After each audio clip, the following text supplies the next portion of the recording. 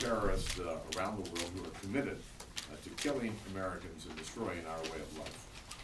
A number of those terrorists are now being held at a prison at Guantanamo Bay, Cuba. In January of next year, if the administration proceeds with our current plan, they won't be there. In fact, they may be here in the United States. The administration's political decision to close this prison begs an important question.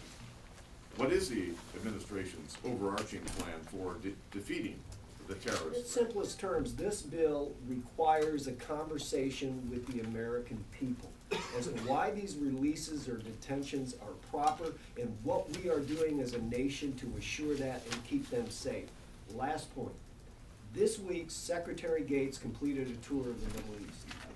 One of his last stops was in Saudi Arabia, where he talked to the Saudis about them receiving 100 Yemeni detainees into their terrorist rehabilitation program.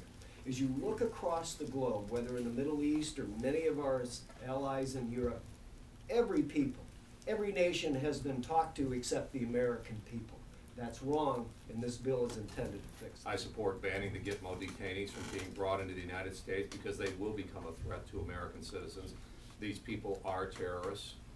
What we're trying to do is we're trying to fill a vacuum.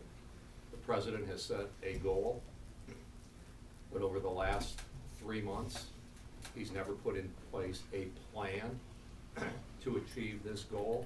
Some allies, such as Australia, have noted that accepting detainees does not meet their stringent national security requirements. Poland, Czech Republic, Austria, they've expressed their reluctance of an outright opposition to getting these Gitmo detainees into their countries. And that's certainly understandable. But just as we can't force other countries to welcome these detainees with open arms into their homelands, neither should we force our citizens and our communities to do.